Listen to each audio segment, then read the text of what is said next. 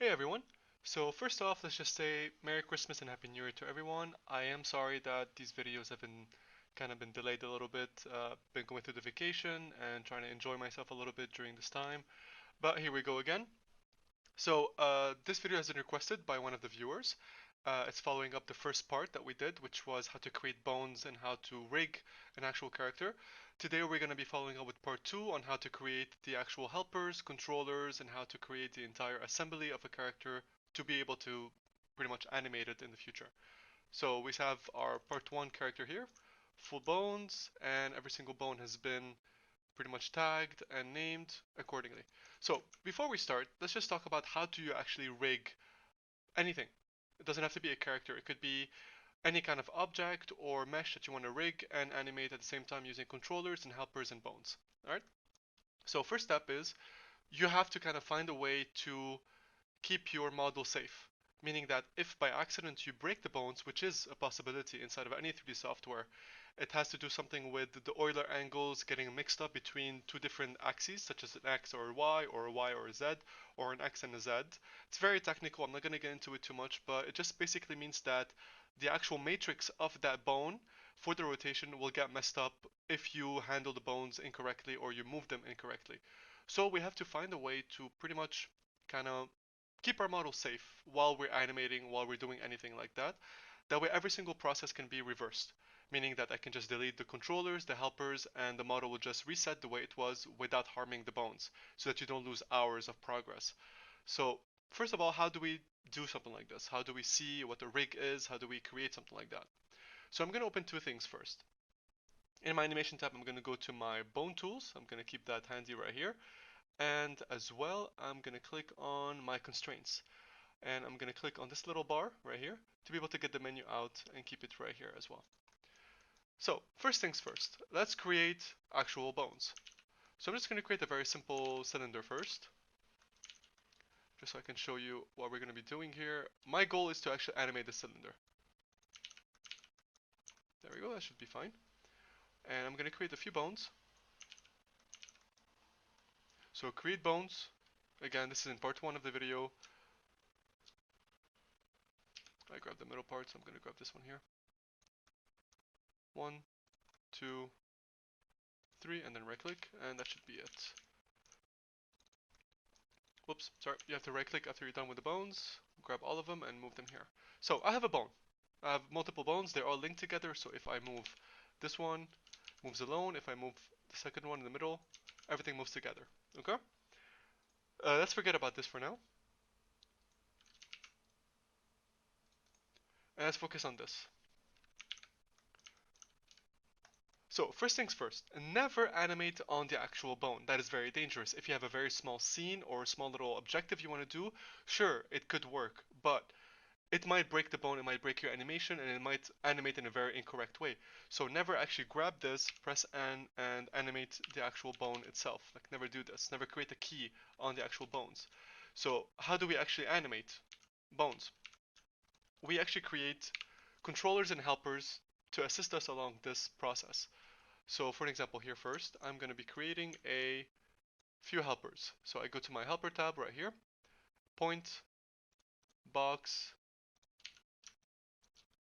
create two of them. And now here's the tricky part. So you're going to have the bones, the helpers, and any kind of controller. Typically we use a spline. I'm going to use circles. Okay, so this is all you need. The bones, the helpers, and the actual splines. So here I have technically two moving parts. Alright, two moving joints if you want. The first one is right here, the second one is right here. This doesn't move and the bottom piece moves on its own, it's fine. So I need to have this dummy, this helper, have the rotation of this bone, but the position of this bone. Why? Because here you can see the actual pivot point is on the bottom. This one is on the bottom as well, but I need this one to take the orientation and rotation of this bone and be placed in this location. Alright?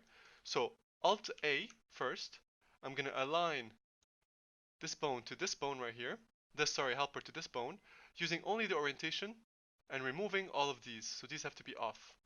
Okay? Then Shift A for a quick align. on this bone right here. Okay, positioning it this way. So it has the position of this pivot point's bone, but the orientation and the rotation of this bone right here. This is very crucial, and you'll understand in a second why.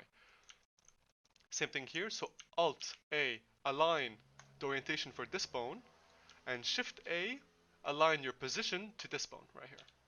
Perfect. Okay. Now we have to do something called constraints.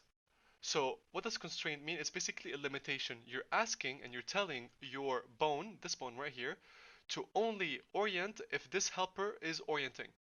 If it moves, don't do anything. If it, I don't know, if it does anything other than move, than rotate, then you can move.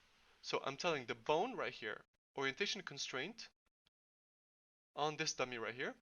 This bone, orientation constraint on this dummy right here. What happens now? If I click on this bone and I rotate it, nothing will happen. It's completely locked. Same goes for this one. Completely locked. If I move the actual helper, it will move together. If I move this one, it will move together. Okay? Now, typically what would the artist do? They would think, okay, since this bone right here, if I rotate it, it's moving this way, I need to link this one to this helper. Well, don't. Let's use the controllers first. So Shift A, quick align to this one. Shift A, quick align to this actual bone right here. Perfect. And now I'm gonna take this helper, link it, top left right here, select and link to the actual helper. Do the same for the top one, to this actual helper, controller here. And now this is the top one, this is the bottom one. So this has to go linked to this one. Alright, so now if I rotate this one, they will rotate together. And if I rotate this one, nothing will rotate together except the top piece. Okay? So meaning I can rotate this one and then this one, creating whatever animation you want, whatever movement you want, etc. Okay? Something that's also very cool using controllers is that you can use something called transform 0. What do I mean by this? Select the two controllers right here and the helpers. Alt right click and say freeze transform. So Alt right click on the actual viewport, not on the object. Freeze transform. It will prompt you with this little thing, says freeze transform, blah blah blah. Let's just say yes. And now what happens? Let's say I am moving this controller and this controller messes up or something, and I'm like, okay, I need to reset to 0. So Alt right click, transform to 0. Okay? So select both of them, transform to 0, everything goes back into place. You cannot do this with bones. Alright, so understand that. If you did this on a bone, it will not work. My bones right now, so if I look at my helpers and I open the orientation tab, I have the constraints right here. But the bones have no constraints, meaning that they can be resetted perfectly without any issues to the mesh.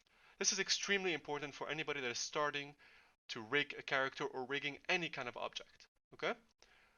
Now, let's delete all of this. Let's go back to our character. So this might be a 3-part video.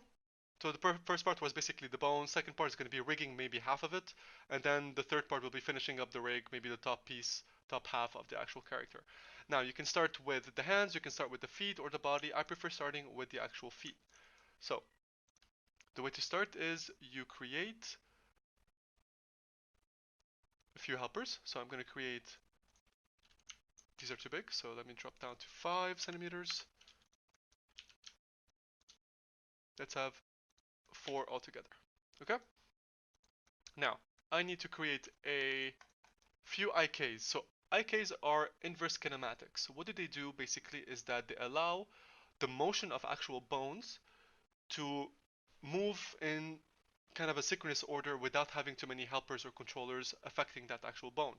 What do I mean by this? So if I create an IK from this bone all the way down to this bone, it will actually create the correct motion and the link between these 3 bones altogether.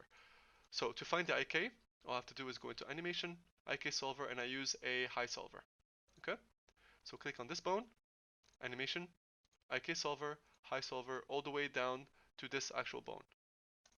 Okay? It will create a small little cross right here. And if I animate and move this cross, it will move the leg correctly. That's the first step. Second is right here as well. IK solver, high solver on this leg. Perfect. This arm right here. So if you have a name, just bone underscore left arm. So this is the one, if you followed my naming convention, this is what you're going to do. It's going to be linked to the actual left hand, right? So animation, IK solver, high solver to the hand. Let's just make sure the elbow goes backwards. This is very important. If it doesn't work, you have to modify the bones a little bit by moving them slightly to this side, by using the bone edit mode and moving it to this side a little bit more. Very important, or you're going to have a problem later on in the animation process. Animation, IK solver, high solver to this hand, and we do the same thing. We push back and it moves backwards. Perfect, meaning our bones are correct. We forgot to see if this one is correct as well. Good. So we're going to focus on one leg first. It's going to be this one, the left leg, and then we'll move to the right leg as well. So first step, I want an actual helper on the bottom of the foot. This is just to be able to link it to a master controller, which will allow us to move the entire character with all the bones, all the controllers, all the helpers together. So first step is I want to align, so Alt A on the actual IK right here, and I want the position without the Z position and without the rotation. Very important. So follow these steps. If you want, pause the video, take your time on doing these steps, but they're very crucial. So all the positions except the Z position and no rotation. Perfect. Next, I want an actual helper on the IK itself. So right here. Okay. Pure position. X, Y, and Z, no rotation. Okay. Because the IK typically comes as a straight actual point without any problems. Now we want to do the same thing we did with the actual example we did of the 3 bones and the cylinder, which is going to be take an actual helper. I want the rotation of this bone, but I want the position of this bone because the actual pivot points are here. Okay? So this one, I want the rotation, Alt A on this one, not the position, just the rotation. See how it's moving? So if I remove these, you can see it's like going back to normal. The rotation of this, Shift A on this bone. Next, this one as well, Alt A on this bone right here. So it keeps the rotation, and Shift A on this actual endpoint bone right here. Good. We're going to do the same exact thing on the other side.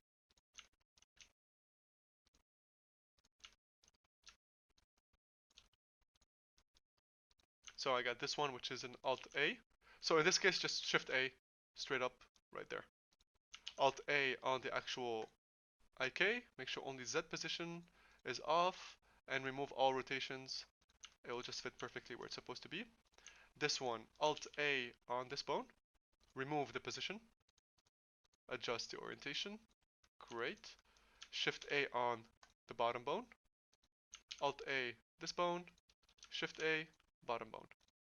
Okay? And now we have our feet with the helpers all set up and ready for us. Okay?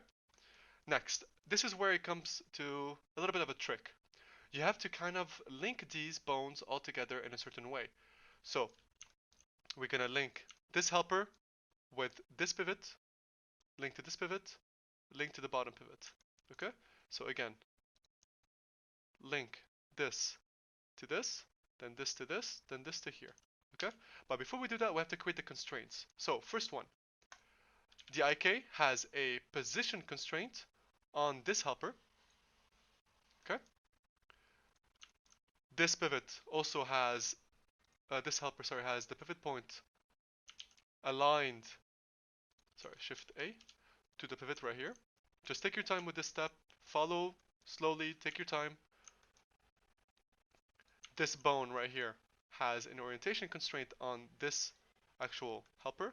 This one, orientation constraint on this helper. Alright, so now we have all of these constraints done. Let's do the same exact thing with the other leg. So this is actually my method of creating the rig. A lot of other artists have different ways, different methods. I mean, to each his own, but for me this is the most secure and the most detailed rig you can do. You can make it a lot simpler than this, honestly. But for the majority of characters, this is basically giving you the maximum details and the maximum mobility for the character. Alright, so this one again, we're gonna change the pivot point. Shift A to the actual IK. Great. And now we're gonna be doing this helper. sorry, this IK, orientation constraint, position constraint on this helper. Great. This bone, orientation constraint to this helper. This one, orientation constraint to this actual helper right here. Fantastic. And now what we're going to do is start linking all of these together. So this one, link to this bone, link to this bone, this one link, all the way to this bone. Okay, same thing goes for the other side. So this bone, link to the middle one, this bone, link, this helper, actually bone helper, and the final one right to the bottom helper. Great. And now what I'm going to do is create a controller for each of these feet. So I like to go into my splines right here, top right, splines, and create a line.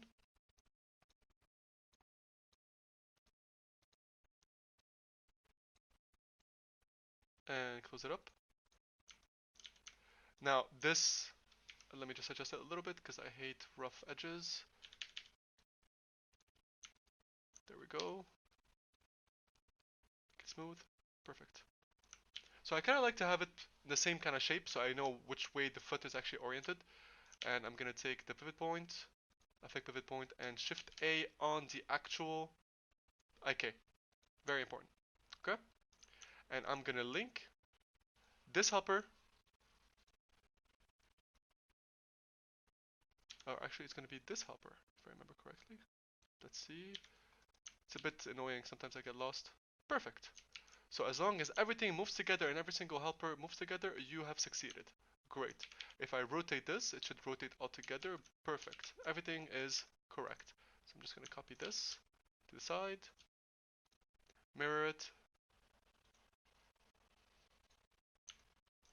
and as well, Shift A, perfect positionment, and I'm going to take this helper.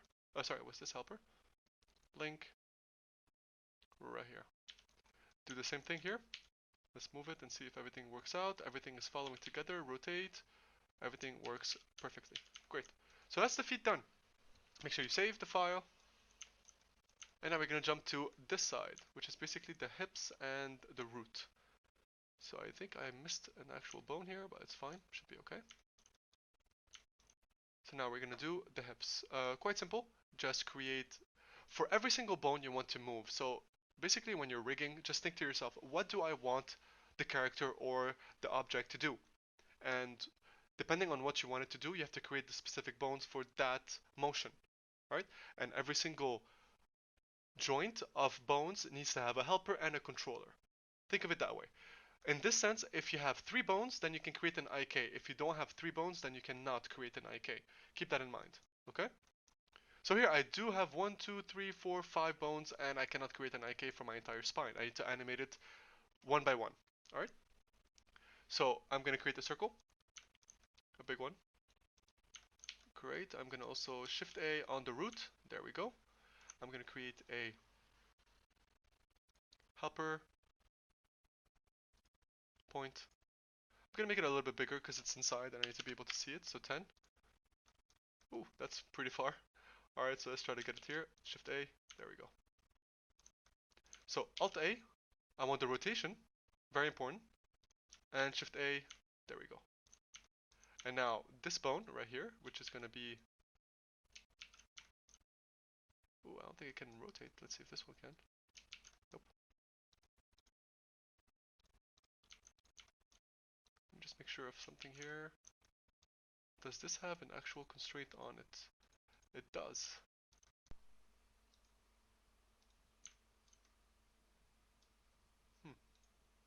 Position constraint. Let's delete that. Hopefully nothing breaks. Yep, there we go. That's what we didn't want to happen.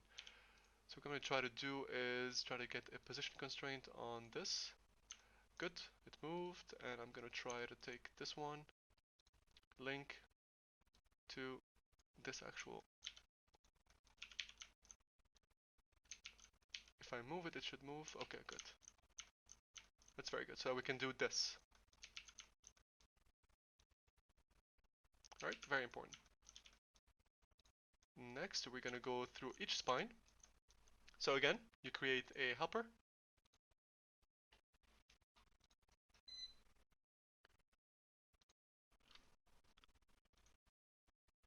Point. Shift A on this one. Alt A on this one as well. Create another one. So I'm just going to copy this one. Shift A, this one, Alt A on the same one. Okay? And now we're going to create controllers for every single one of these. So what I can do here is pretty much create a, I don't know, a sphere. Let's go right here. We're going to create one here and one here. Or I should just use the same exact dimensions, fine. There we go. So every time you create a controller, you have to make sure that the pivot point of that controller is on the actual helper. Very crucial. Okay? So this bone right here, orientation constraint on this helper. If by doing this, the bone moves, then you did something wrong. Meaning that the helper is not positioned or attached or aligned correctly to the actual bone. So make sure you do that. So I have this one, and I'm gonna take effect pivot point. There we go. And link right here. So if I rotate this actual helper, perfect, the entire top piece will move. Same goes for this one. So this one, bone to helper, orientation constraint. Don't forget to orient your pivot point. Shift A on the helper. And now link. Great. And I'm going to link this helper to this, this controller to this controller, and this controller to the actual root controller. So if I move this, everything moves together with the spine. If I rotate this one, the top piece also moves, and if I rotate this one, the bottom piece shouldn't move, and only the chest will move. Perfect. Alright, so this is for part 2. On part 3, I'm going to be doing the neck, the head, the hands, and especially the hardest piece of all, the fingers. And how we link all of this entire mesh and all of the controllers to one single master controller so you can move the character however you feel like. Thank you very much for following me so far, guys. Please, if you like this content, subscribe, like, and ring the notification bell. It really helps me a lot, and just lets me know that you like the videos. And please comment as you will. And if you have any more videos you want to watch or demand, just let me know, and I'll do them for you. Cheers, guys. Bye.